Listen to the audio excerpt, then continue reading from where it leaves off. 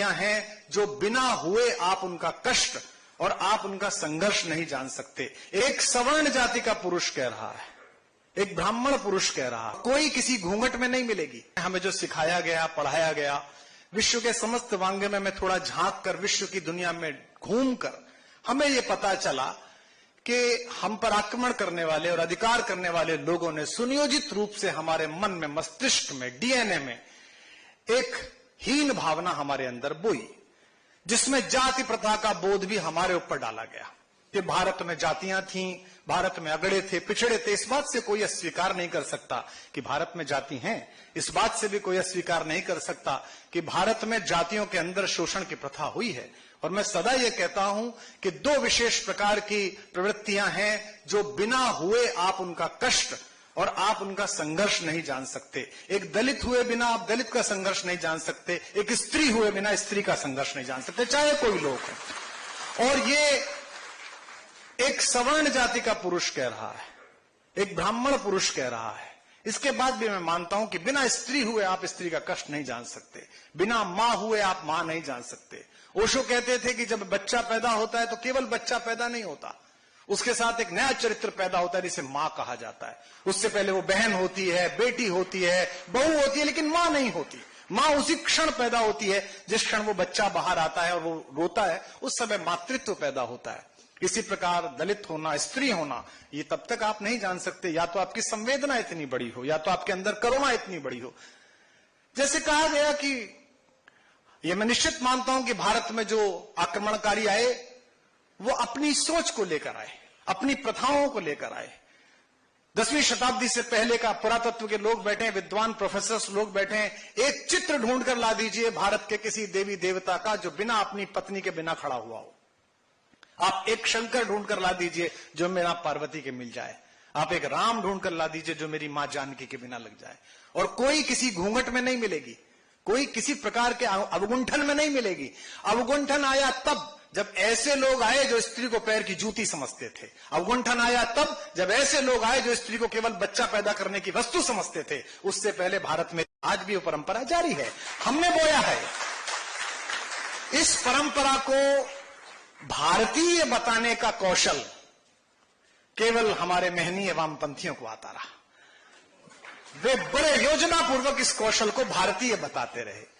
महोदय, यह भारतीय तो नहीं था, यह भारत में आयातित विचार था। और आयातित विचारों में सदैव शुद्धिकरण की योजना रहती है। आयातित विचार जब भी राजसत्ताएं बदलती हैं, आयातित विचार जब भी बुद्धि सत्ताएं बदलती हैं, जब जब धर्म सत्ता प्रखर होती है, आयातित विचारों को निकाल दिया जाता है, उनको निष्प्रभावी कर दिया जाता है और मूल विचार को वह संपादित कर दिया जाता है। हमको बताया गया कि भारत में स्त्री की स्थिति ऐसी थी कि वो बिल्कुल पीछे रहती थी, बोलती नहीं थी। वेद के पन्ने पलटिए तो ऋग्वेद में राम नहीं है, ऋग्वेद में कृष्ण नहीं है, असंत लोग बैठे हैं। केवल एक ही देवी है, माता। माता वही मातृ देवी ही है, चाहे वो प्रकृति हो, चाहे वो पृथ्वी हो। हमको बताया गया कि पहली बार कानून सीखा, या वकील बैठे होंगे, कानून आया। इटली में एक महिला लिंडा पोइट थी 18वीं शताब्दी में। उसके पिताजी वकील थे, भाई वकील थे। वो वकालत करने लगी तो उसे वकालत करने के आरोप में जला दिया। यानी कि न्याय प्रक्रिया में पहली सहभागिता विश्व की ओर से इटली में हुई। इटली की तरफ मुंह करके ज्ञान देने वाले पिछले दिनों बहुत प्रभावी थे, तो हो सकता है इस बात से हुई हो। लेकिन मैं ये कहना चाहता हूं कि वर्षों पहले जहां से अहिल्याबाई होलकर आई हैं, उसी प्रदेश में जहां उनका बनाया हुआ मंदिर है, उसी महेश्वर में हमारे धर्म के एक बड़े प्रचारक, जिनकी धर्म ध्वजा के कारण आज पूरे विश्व में सनातन धर्म का बोलबाला है, आद्य शंकराचार्य जी ने जब चलना शुरू किया और महेश्वर में जाकर उन्होंने उस समय के सर्वश्रेष्ठ व्याख्याकार आचार्य मंडन मिश्र के शास्त्रार्थ के लिए जगह पूछी, तो पनघट पर पानी भरती हुई औरतों से पूछा कि मंडन मिश्र का घर कहां है। स्त्रियों ने कहा कि जिस द्वार पर तोता और मैना ब्रह्म के सत्य और मिथ्या, जगत के मिथ्या होने पर संस्कृत में शास्त्रार्थ करते मिले, वो आचार्य मंडन मिश्र का घर है। ऐसे विद्वान थे। आद्य शंकराचार्य जी ने आमंत्रित किया शास्त्रार्थ के लिए। अब दो युग की महान विभूतियां वैचारिक द्वंद्व में अगर लगी हैं तो उनका निर्णय कौन करे। और उस समय निर्णय के लिए दोनों ही पक्षों ने जिस नाम पर सहमति दिखाई, वो कोई पुरुष नहीं था, वो मंडन मिश्र जी की पत्नी भारती देवी विदुषी थी, महिला जज बनाई गई। तो जब आपके यहां महिला जज हजारों वर्ष पहले थी, तब फिर ये देखना कि भारत की न्याय व्यवस्था में महिलाएं नहीं थी। हमारे संत लोग बैठे हुए हैं, जिन 2 ग्रंथों के कारण मैं हिंदू हूं, जिन 2 ग्रंथों के प्रणयन के कारण विश्व में सनातन धर्म की कीर्ति पताका फैलती है, वो दोनों ग्रंथ किसी ब्राह्मण ने, किसी क्षत्रिय ने, किसी वैश्य ने नहीं लिखे। वो दोनों ग्रंथ हमारे हरिजनों ने लिखे। हमारे जिनको कहा जाता है कि जिनके साथ ऐसा हुआ, निश्चित रूप से हुआ जाति प्रथा के कारण। एक महर्षि वाल्मीकि आदि कवि, जिन्होंने एक क्रौंच जोड़े की पीड़ा को देखकर कविता निश्चित की, कविता कल्याणी का वरदान दिया, जिसके कारण मैं यहां खड़ा हुआ हूं, वे वाल्मीकि। और दूसरा महर्षि वेदव्यास, जिनके कारण मैं महाभारत पढ़ रहा हूं। मेरे यहां तो यह है। और जिनके नाम के प्रताप के कारण मुझसे लोग अक्सर कहते हैं, अभी मैं आया तो कई लोगों ने कहा आपको सुनते हैं, आपको सुनते हैं। मुझे कोई नहीं सुनता। हमारे एक कवि थे, दिवंगत हो गए, प्रदीप चौबे। दूरदर्शन का जमाना था, वो दूरदर्शन के कवि सम्मेलन में उनकी कविता आ गई और काफी लोकप्रिय हो गई। खुद ही ने बताया था उन्होंने मुझे एक किस्सा। तो बोले मैं ग्वालियर में रहता था, शनिवार के दिन कविता प्रसारित हुई, रविवार के दिन पुनर्प्रसारित हुई, और मंगलवार के दिन, सोमवार को मैं सोता रहा, मंगलवार के दिन अपना एक कोई सूटकेस फट गया था, उसे सिलवाने के लिए मैं एक जगह चला गया। एक पेड़ के नीचे एक व्यक्ति सूटकेस सही कर रहा था, मैं वहां बैठ गया स्कूटर पर। जो आए, मैं स्कूटर पर उसके व्यक्ति की तरफ मुंह करके खड़ा था, दुनिया देख रहा था, जो आए मुझे प्रणाम करे। तो मैंने सोचा कि मैं तो बहुत लोकप्रिय हूं, एक बार टीवी पे आने पे पूरा ग्वालियर प्रणाम कर रहा है। तो बोले आधा पौन घंटे तक ये चला। आधा घंटे बाद जब मैं वो बन गया सूटकेस में उतरा, और पैसे देने के लिए मैंने जगत की ओर से पीठ की, दुनिया की ओर से पीठ की, और जैसे इधर की तरफ देखा तो देखा उस पीपल के पेड़ के पीछे बजरंगबली की प्रतिमा रखी हुई है। मंगलवार के कारण सभी वहीं प्रणाम कर रहे हैं। तो रेखा जी और दत्ता जी की पंक्ति में यही अंतर है कि प्रणाम कहीं और हो रहा है, बजरंगबली कहीं और है।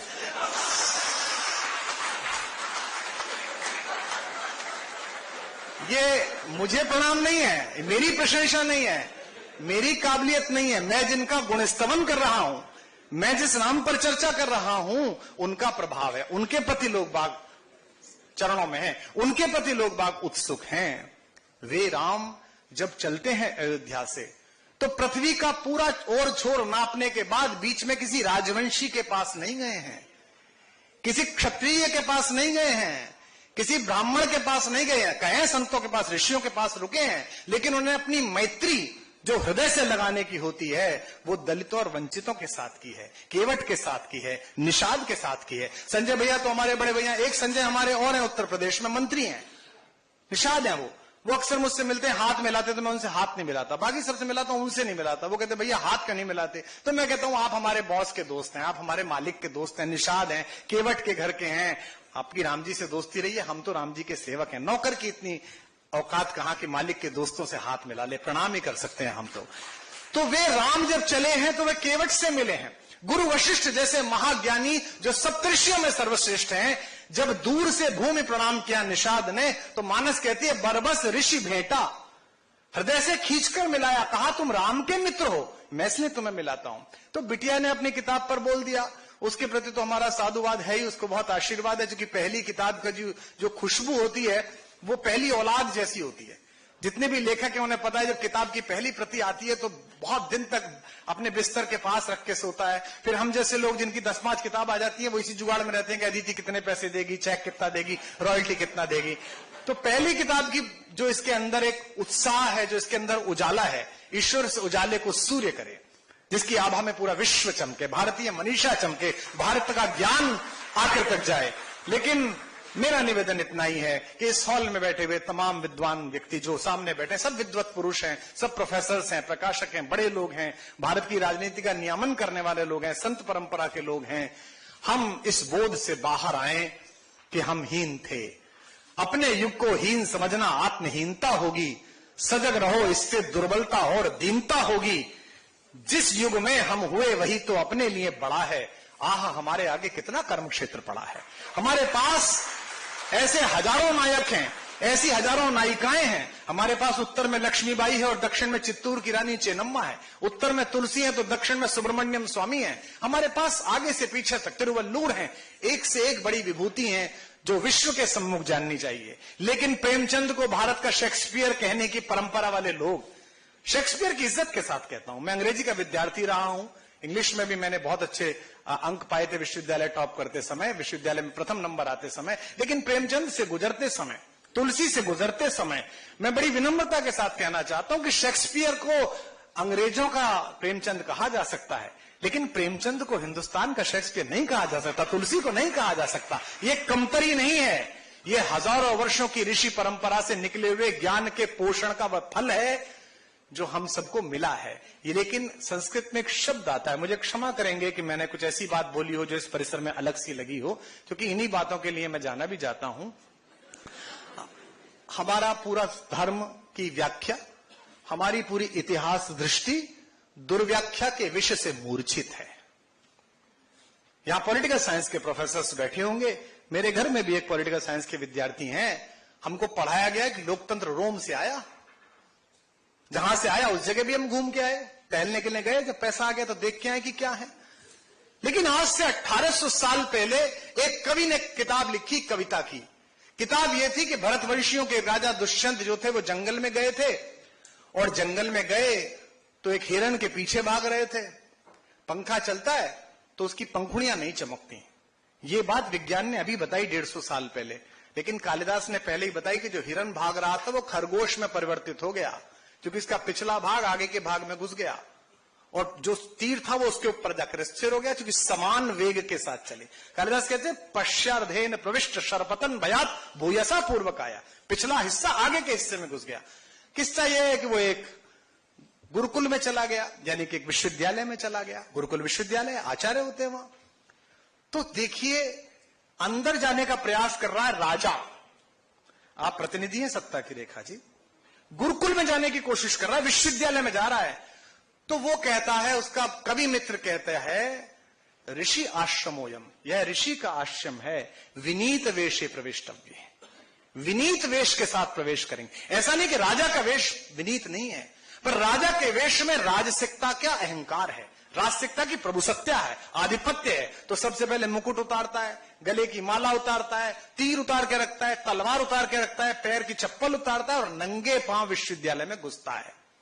जहां कुलपति बनने के लिए, क्षमा करेंगे, जेब में सीवी लेकर विधायक जी के दरवाजे पे व्यक्ति घूमता हो, वहां उस गरिमा को वापस लाने का संकल्प कौन करेगा? वापस लाने का संकल्प अदिति करेगी, वापस लाने का संकल्प प्रोफेसर्स करेंगे, जिनके अंदर वो ऋषि व्यक्तित्वों की आभा गुजरेगी। और अंदर पहुंचने के बाद वो शादी करके, गर्भवती करके शकुंतला को चला आता है। रात के 3 बजे उस बच्ची को लेकर माता गौतमी जाती हैं राजा के यहां। किसके यहां गई हैं? इक्ष्वाकु वंश के सबसे बड़े राजा के यहां, भारत के महीपति के यहां, 3 बजे रात को, क्योंकि दूसरा प्रहर कहता है कालिदास। अब महत्वपूर्ण बात आ रही है जिसे कहकर विराम दूंगा। बाहर माता गौतमी खड़े हुए होमगार्ड से पूछती हैं, एनएसजी कमांडो से भी नहीं पूछती, होमगार्ड से कहती हैं, ये दुष्यंत का घर है? वो कहता हाँ, राजा का महल है। वो पूछती हैं, क्या मैं राजा से मिल सकती हूं इस बच्ची को लेकर? हमको सिखाया गया कि लोकतंत्र बाहर से आया। 1800 साल पहले कालिदास कह रहा है अभिज्ञान शाकुंतलम में, अविश्रमोयम लोकतंत्रस्य सर्वाधिकारः, this is your continuous constitutional duty to meet your emperor at any time. आज के बाद विश्वविद्यालय में कोई पश्चिम की ओर मुंह करके सोने वाला कोई वाचाल ये कहता मिले कि लोकतंत्र बाहर से आया, तो उसे एक अभिज्ञान शाकुंतलम की प्रति भेंट करना और इस पंक्ति के नीचे एक लाइन चला देना और कहना, पहले इसे पढ़ ले, जब तुमने लोकतंत्र सोचा नहीं था तब लोकतंत्र विषय कालिदास 1800 साल पहले यहां कह रहा था। हमारे यहां जो है वही शोभनीय नहीं है, यह तो मैं मान सकता हूं, पर हमारे यहां जो था वही खराब था, हम ही सबसे खराब थे। हमारे यहां रूढ़ियां थी, हमारे यहां ऐसी प्रथा थी, हमने ये शोषण किया था, हमने ऐसा कर दिया था। मैं इससे सहमत नहीं हूं। भारत बदल रहा है, विश्व उसकी ओर देख रहा है। एक दुर्घटना भारत की सीमाओं पर हुई है, हमारे कुछ लोग मारे गए हैं, लेकिन पूरे भारत में गुस्से के साथ एक भरोसा है कि ये नई व्यवस्था हमारे घावों के लिए मरहम लेकर आएगी। ये भरोसा पैदा हुआ है नए भारत में। अन्यथा हम 10-12 वर्षों से ये कहते रहते थे, मैंने स्वयं लिखा उस समय में, देश बनाए या फिर अपने बेटों की लाशें खोएं। इसी कश्मकश में हर जीती बाजी हारी जाती है। एक बात ये दिल्ली वाले आखिर किस दिन समझेंगे, कुत्ता पागल हो जाए तो गोली मारी जाती है। ये हमारा भाष्य था। अदिति ने माता देवी अहिल्याबाई को एक ऐसा दृष्टिकोण दिया है, एक ऐसा प्रतिबिंब दिया है, एक ऐसा फ्रेम दिया है, अंग्रेजी में विशेष रूप से लिखकर मैं इसे आशीर्वाद दूंगा कि इसके माध्यम से विश्व भर में स्त्री सशक्तिकरण की बात करने वाले लोग जब भी स्वयं को बेहतर और भारत को कमतर दिखाने का प्रयास करें तो ऐसी सैकड़ों अदितियां, ऐसी सैकड़ों नायिकाओं की पुस्तक लेकर खड़ी मिलें और कहें कि जब तुम स्त्री स्वातंत्र के बारे में कुछ जानते भी नहीं थे, उस समय भी भारत स्त्री की ओर आदर और श्रद्धा से भरा हुआ था, उसे देवी मानता था और कहता था कि उसके पैरों के नीचे ही स्वर्ग है।